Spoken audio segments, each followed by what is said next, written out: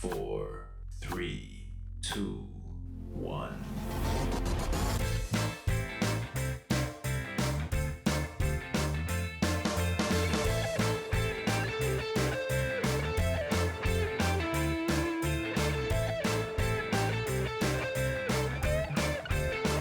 Hello and welcome to TrojanVision to the week that was, covering the news and events for the week ending Friday, February 12th, 2021. I'm your host, Aaron Taylor. The student leaders from freshman orientation can make a big impact on incoming students transitioning to college life. They might even inspire them to apply for the position themselves one day.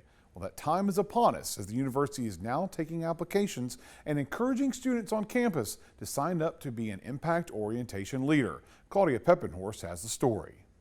A student's orientation session before beginning their time in college is something that can make a big impact on them when transitioning to their new stage of life. Well, Troy University's orientation session, otherwise known as Impact, is currently looking for the student leaders that make the incoming Trojans transition a little bit easier.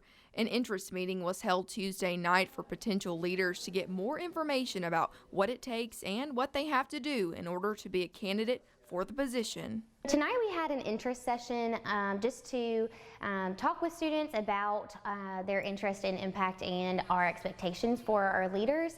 It gives them a better idea as they go into the interview process. It also allows them to speak with former Impact leaders to ask any questions that they may have about the experience they had over the summer. So it really just allows for a lot of information as students head into this whole process. An impact leader is the last crucial selling point to a student considering Troy University, so it's important that when interviewing candidates, they choose someone that the incoming students can connect and relate to. Their impact leader is that face that they will remember as they go into the fall of, this person really cares about me, is a student here that I connected with, and I am excited for that to be replicated with my friendships that I'll have in college. When speaking with students who attended the meeting, I was curious to know what their main reason was for applying to be an impact leader. I have a really big passion for Troy, and I remember meeting my impact leader and then getting to see her on campus during my first day of class ever, and I was like, wow, this means so much, and I just want to be able to do that for the incoming freshmen. And while everyone may not be picked to be an impact leader, they all have the common goal of wanting to make a positive impact on future Trojans. Claudia Peppenhorst, Troy, TrojanVision News. Troy University's Small Business Development Center is a resource for people looking to start or grow a business. The SBDC, which serves as Troy University's presence in downtown Troy, now has a new leader. Henrietta Stinson introduces us to the new director. Do you have the right tools and support to help you open a business? If not, Troy's Small Business Development Center could help you out. And now the center has a new director who took a long journey to end up on the square of downtown Troy. I am a graduate of Moravian College in Pennsylvania, but I started my education back in Columbia, so I am fluent in both Spanish and English. While some people might not know the necessary steps, Boulevard encourages students and the community to come and learn about the proper way of starting a business. Definitely want to be a resource for the community and for the students. We want to provide small business owners with the tools they need, even to apply for capital, rethink their business model, and for students also to be a center of information where they can learn and find out more about how to start a business and operate on a startup. Boulevard advises young entrepreneurs not to be afraid of failing when trying to get their idea or business off the ground. It is important to keep trying. We sometimes start so many things at the same time. We want to have many businesses and give up pretty quickly. So I think consistency is the key. Even if you need to rethink how you're doing things or who you're targeting or where are you putting your product or service, keep pushing for what you want to accomplish. Henrietta Stinson, Troy, TrojanVision News. Troy University Student Government Association is now back to full capacity after the vacancy election filled open seats. The new members took part in their first meeting Tuesday night. Kaylee Wright has the story. The Student Government Association welcomed new members at Tuesday night's meeting. The new members are senators who are tasked with being a voice for the student body. With more senators, especially new senators this semester, it's really great because we get to pull in a lot of different ideas and new perspectives from all different age groups and all different backgrounds. So it's really nice to just have that full Senate so that we can really take advantage of all those great ideas rolling around in everybody's heads. Fresh ideas are not the only thing the new senators are bringing to the table. As a communications major, I do believe I am a good communicator. I also believe I'm a good leader, and so I'm excited to bring those qualities to SGA. As well as having a broad skill set, they must also be eager to serve the school they love. Troy University is not just a place where I'm coming to get my degree, and it's not just a college, it's not just a school. Troy University is truly a home, and it's where I found a family, and Troy University has given me so much, and I'm so excited to give back. But with great passion comes great responsibility. Typical of any other senator, they're going to be asked to get points and hours, which basically just entails them, working events and showing up at the events that we host, supporting each other, being attentive, and really just like adding to the student government and being an ear and also a voice for the student body. SGA meetings will be held in Hawkins Hall every Tuesday, and there will also be a Facebook Live of the meetings for anyone who is interested. Kaylee Wright, Troy, TrojanVision News. We're into the second semester of a pandemic-affected school year, and many Troy University student organizations are still struggling with how to allow their groups to meet for activities in person. Sarah Bai shows us how one group, known for their well-attended weekly meetings, is coping with the changes. Thursday night, the International Students Culture Organization held its first interest meeting of the semester, and they had a speaker who told his story about traveling around the world. I had lots of opportunities to spend hours talking with people. Sometimes it took a long time to understand each other, but what we began to build were friendships and dialogues. And again, that's one of the reasons why ISCO, our goal is to exchange cultural stories. ISCO used to prepare international foods for students on the country night every Thursday. Due to the limitation of coronavirus, they prepared a goodie bag for participants this time. We love doing international food, but due to COVID, our food has to be very limited and it has to be individually wrapped. So the last two events that we've done, we have gone and basically gone to one of the international markets up in Montgomery and purchased items to present for goodie bags. We just want to give people a taste of some of the treats from around the world. ISCO plans to hold an event every Thursday night, but they are still trying to figure out how to get more students involved during the pandemic. We're going to be trying to plan events on Thursday nights. That is subject to change. We're also trying to expand our digital presence with our Facebook page and our Instagram page. So, follow Troy ISCO on Facebook and on Instagram if you can. And I know capacity is limited when it comes to in-person events, but like I said, we're trying to expand our digital presence as well and offer a digital option to stay COVID safe. Sarah Bai, Troy, TrojanVision News. We'll take a short break. When we return, we'll see how Troy students tried to find the perfect match just in time for Valentine's Day. Stay tuned, we'll be right back.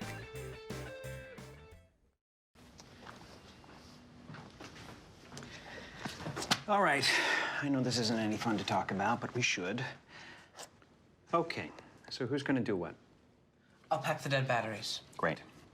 I'll only put what I don't need into a duffel bag. Perfect. That's totally unhelpful. No problem. Meanwhile, I will try to comfort everyone by speaking in a calm voice. And I'll try to get the generator going without any gas. Oh, let's not forget the cell phones, which probably won't work. Right. And who is going to handle supplies? I can forget to do a list for us. Thanks, pal. Well, I think we couldn't be any less prepared. I'm proud of you guys. Talk to your kids about who to call, where to meet, what to pack. Visit ready.gov/kids for tips and information.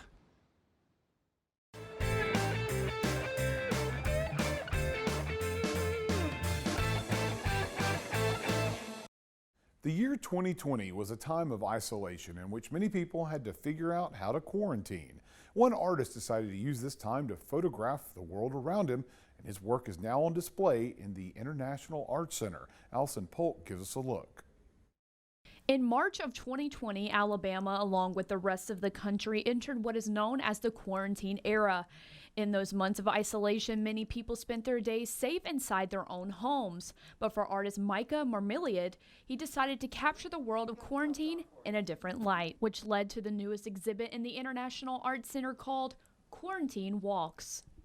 Quarantine Walks is by Micah Marmiliad, and it is a series of artwork that is made of Polaroids.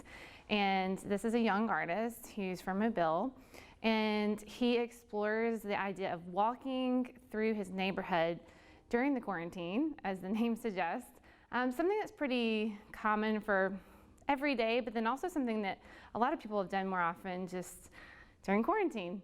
According to Jackson, the Quarantine Walks exhibit is a collection that shows the negative as well as the positive aspects of life while in quarantine. Something really interesting about this series is that it highlights the positive and negative of the pandemic and how we respond to it. So in particular, this is a negative because these are discarded gloves and masks and trash just related to the pandemic. And we've all seen it. People discard their trash on the street. But then you're going to also find so many moments where there are people gathered outside, safely, children's drawings that they've displayed outside of gates, and just moments of safe encounters, and perhaps finding some moments that you wouldn't find otherwise if you had not taken a walk outside of your normal environment. If you are interested in seeing Marmiliad's experience, the Quarantine Walks exhibit will be displayed in the front foyer of the IAC until April 15th. Allison Polk, Troy, Trojan Vision News. Valentine's Day is this weekend, and let's face it, this past year has not made it easy to meet someone new in an in-person setting. So Wednesday night, the University Activities Council gave students a quick way to maybe meet someone special. Jacqueline Lambert explains. It is the week of Valentine's Day, and love is in the air here at UAC's 6 Minutes, 6 Feet speed dating event. UAC President Malik Moore offered more insight on the inspiration behind this event. This is the first time we've ever done it. It was an idea from Miss Elite that they did last semester, so that's why we kind of partnered with them so they can try to show us the ropes as to how the event is supposed to go. Miss Elite Society President Gretil Sutton explained the speed dating process. Tonight, the ladies and the guys are going to get at least 6 minutes to talk to each other and get to know each other, and then throughout the night they'll rotate and meet new people each time. So each 6 minutes they'll meet somebody new and just kind of ask them general questions about themselves, just getting to know them better in those 6 minutes. Sutton went on to talk about the COVID-19 protocols in regards to this event. We did enforce masks, so everybody has on their mask, and they only take them off if they're eating or drinking, and they're doing that in the commons area. Moore ended by talking about how difficult the pandemic has made meeting new people, and that 6 minutes, 6 feet presented students with a chance to find that special someone before Valentine's Day. I guess the purpose is for people to meet someone new. I know COVID kind of has provided an isolating factor to campus life or college life in general. So we just wanted to allow people to meet somebody new while trying to follow CDC guidelines as best as possible. Jacqueline Lambert, Troy, Trojan Vision News. For college students, this is the first time in their lives that they're living on their own and making their own life choices. However, not all of those choices are the safest, and that's where Trojan Outreach steps in to give advice on how to make smart choices. And as Michaela Smith shows us, this week they focused on sexual health. Trojan Outreach hosted an event in the Trojan Center called Let's Talk About Sexual Health to discuss the importance of students practicing safer sex. It's very important to help the students recognize that there is a need, that there is an issue here, and to promote just go ahead and being safe, as well as the chance of getting pregnant and other side of things that can come along with that. So obviously it's better to just be safe than sorry, especially if you have multiple sexual partners. While sexual health can be uncomfortable to talk about publicly, Miller discussed some statistics of sexually transmitted diseases in Troy. So Troy was actually in the top 3 of positive HIV tests in the state of Alabama. So that is obviously a very high rate for a small county. During the event, Trojan Outreach talked about proper feminine products to use and different contraceptives. They also took this time to promote their new campaign for students. We're also advertising for our bedside bag project, which is where you can scan a QR code and fill out a Google document and request confidentially condoms, internal condoms, pads, and tampons, as long as lube and a couple of other options. And it's, like I said, completely confidential. By scanning the QR code you see on the screen right now, students who are interested in receiving a bedside bag can fill out the survey, and the bags will be delivered in March. We're going to take another quick break, but when we come back, we'll get a look at the Trojan softball team's 2021 squad. That's coming up after this, so stay tuned. If you store your guns properly, so not just anyone can get to them. I'll feel safer when I'm playing outside. Safer when walking home. I won't have to tell so many family members. I'm sorry. I won't hear as many scary stories or scary news reports. I won't have to hold someone's hand and shout you're gonna make it. And I won't have to tell my kids this isn't a drill. Please. Please. Please. Please. Please. Do it for us. For us. Do it for us. Your family, friends, and neighbors are all counting on you. Never let your gun get into the wrong hands. If you own a firearm and are not using it, please be responsible and be sure that it's stored in a safe place. Remember, always, lock it up. For more information on firearm storage safety, visit ncpc.org.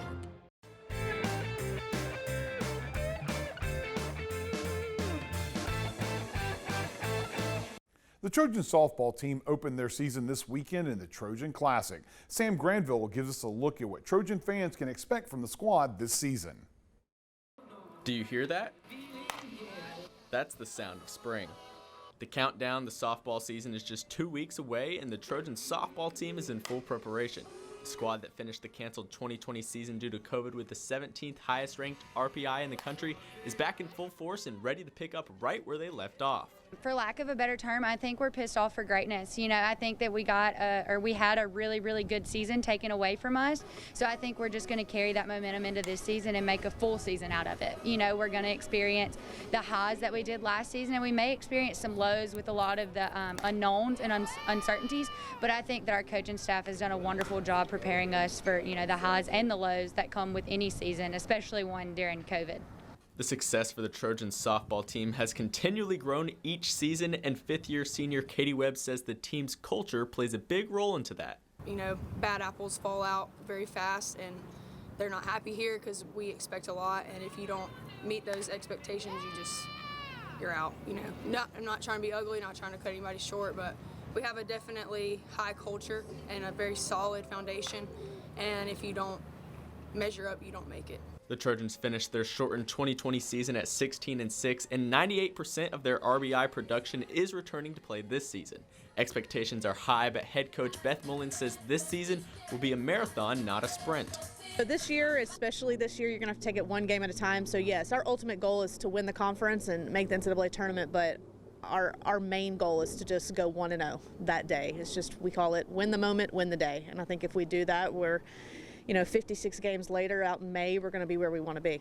The Trojans will start their 2021 campaign on February 12th as they host the Rebels of Ole Miss to open day one of the Trojan Classic. Sam Granville, Troy, TrojanVision Sports. The Trojan men's basketball team saw their win streak end at the hands of Georgia Southern on Saturday. Stuart Bradley has the action from Trojan Arena. In an effort to defend their territory, the Trojans men's basketball team Achilles' heel was exposed Saturday night. The Trojans turned the ball over 16 times against Georgia Southern while struggling to defend against the three-pointer. The Eagles went 7 for 11 from 3 in the first half and shot 57% from beyond the arc for the entire game. They led by as much as 21 points in the second half, a lead that would prove insurmountable for the Trojans. Despite the Trojans fighting tooth and nail to come within 9 points late in the game, the Eagles hit a pair of three-point daggers and twisted the blade with some made free throws to end the Trojans' winning streak by a score of 79-64. We committed way too many unforced turnovers, and I thought that really was the difference in the game. It led to a lot of easy buckets. I didn't think we came out with the same toughness, mentality that we had in the first game. Today we let them get a little bit comfortable. They shot a couple of threes in our face and got their confidence going, and from there they just had a great offensive performance. I would say that they had hit more threes and we weren't really like pressuring the ball on defense. So like that was kind of like we weren't playing with the same intensity that we had did Friday night. Despite the loss, there were some positives to take away from the weekend for the Trojans. Freshman Duke Miles stepped up and recorded 2 back-to-back career-high performances, notching a 21-point performance on Saturday. Senior Nick Stampy finished with 12 points of his own, and junior Zay Williams hit a major milestone in his career, netting 500 career points with a double-double, finishing the game with 11 points and 15 rebounds. Personal goal is always good, but I'm in it to like win a championship right now, and it feels good to reach that kind of milestone, but right now I'm focused on team goals. That's a feather in his cap. I mean, he's a great player. He can do a little bit of everything. He can post up, he can shoot it. He's a great rebounder. He blocks shots. He's a good defender. So yeah, we're very, very thankful and blessed that we have him on our team. Following an overall successful homestand, the Trojans now head into enemy territory as they prepare for battle against hated rival South Alabama on Thursday. Stuart Bradley, Troy, TrojanVision Sports. Well, it's time for our last break, but when we return, we'll get a preview of the Trojan baseball season from head coach Mark Smart. Stay tuned, we'll be right back. Did you know kids who play outdoors have healthier lungs? Totally. I did. Did you know that boys that play with dolls make better husbands? My son has lots of dolls. But did you know terry cloth diapers breathe better? I did. It's totally true. Oh, yeah. Did you know that strollers have the right of way on the sidewalk? Yes. Yep, I did. Did you know that kids who eat breakfast have higher GPAs? Yeah, I know. Yeah. That's actually what I was going to say. Did you know babies should never touch silver? It's really bad for them. I knew that. Did you guys know that statistically friendly kids have more friends? Mm-hmm. Yeah. That's obvious. Did you know most people think they're using the right car seat for their kid, but they're not?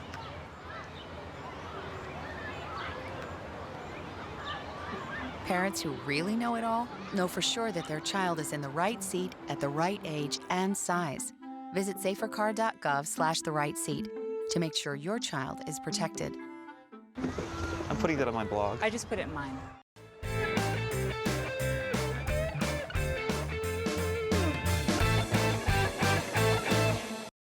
Trojan baseball season starts later this month. We'll learn more about the season from head coach Mark Smart in this week's Trojan Talk. Hello and welcome to Trojan Talk. I'm your host, Aaron Taylor. With me today, head coach of the Trojan men's baseball team, Mark Smart. Thanks for joining me here today. Really glad to be here, Aaron. It's been quite some time since you and I have sat together. It has. And talking about the last time we saw you, the last season, and let's just get it out of the way first off, because you guys were one of the teams that were directly affected by COVID in that you didn't get to play a whole season. You're right. We got stopped 1 month in. Basically, our season goes for close to 4 months, right at it. We had completed the first month. We got the call. We were actually headed to Statesboro, Georgia to open the Sun Belt season that weekend at Georgia Southern. We had 10 weekends scheduled of Sun Belt Conference play. This was week 1. Real exciting time for your team. All the preseason work had been done. Georgia Southern had gotten off to a great start. We were excited about the opportunity.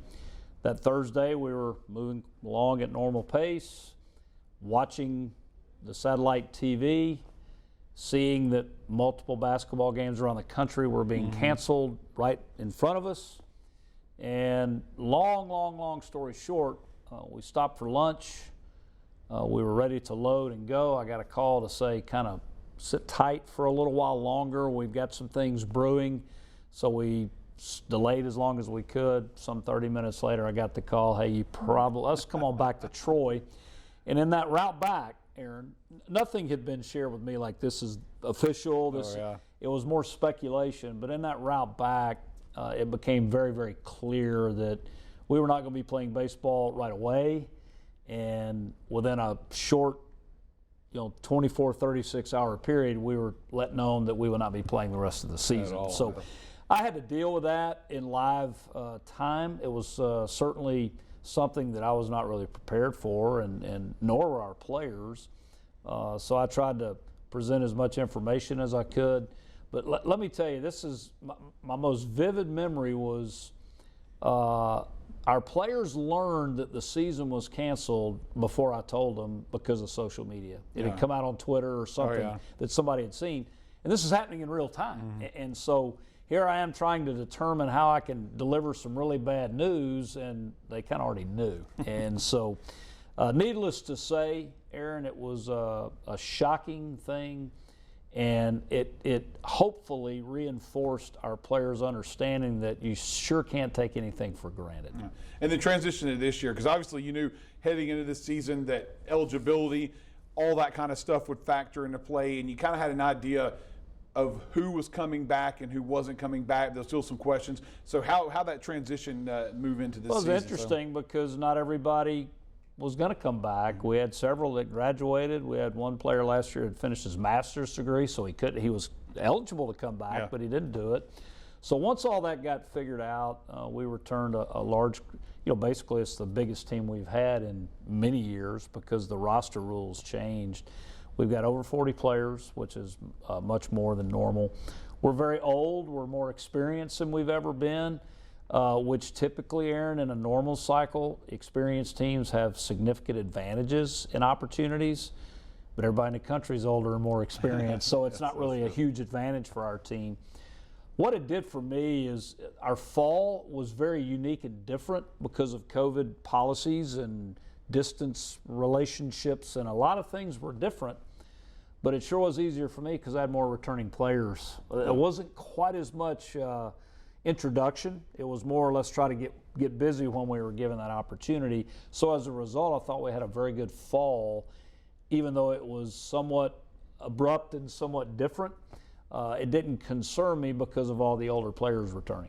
Of course, one of the changes relating to COVID, scheduling this year, schedule looks a little bit different than it has in the past, but one of the kind of neat things that I noticed when you take a look at it is basically in-state home and home series across the board when you get outside of conference. Really love that. Yeah. We've tried to do that through the years. Sometimes it works, sometimes it doesn't. Everybody's got scheduling going on, but we've got a very local schedule flavor. And I think, from the general fan perspective, when they know a team, they tend to want to maybe come watch that game. And so I'm really pleased about that. But I will tell you, this has been the most difficult scheduling challenge we've ever faced because we had several changes occur. Quick story, 10 days ago, I got a call from one of our opponents and said, hey, we're not going to be able to play the 2 midweek games we had scheduled. We've had a conference shift. The next day I got the call, the conference shift was not supported, so we're going to add those 2 games back. So we lost 2 games and added 2 games within 24 hours with the same team. That's what COVID has done to this. And you've seen it in other sports. Football schedule was shifted dramatically, as was basketball. What I'm excited about is we're going to be able to play our regular conference schedule. Many conferences have combined and played more conference games, and they're playing 4 times on a weekend over 3 days, which is very difficult to do. Our league decided to stay with what we normally would do, 3 games over 3 days, and I think that was a good choice that we made.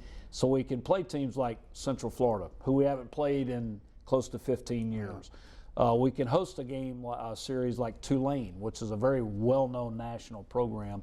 Those are 2 teams that we're getting to play that had we shifted out of our conference model, they would have been dropped. So all in all, I think it's an outstanding schedule. Well, and here's hoping that folks get a chance to see the Trojans in action this season, whether it's in some of those home and home series or at Riddle Pace Field for those conference weekend series. Mark, good luck on the season, and here's hoping that you don't get any of those mid-season phone calls again. No phone calls. Let's play baseball. Thanks, all right, Eric. Thanks for joining us today, and thank you for joining us on today's edition of Trojan Talk.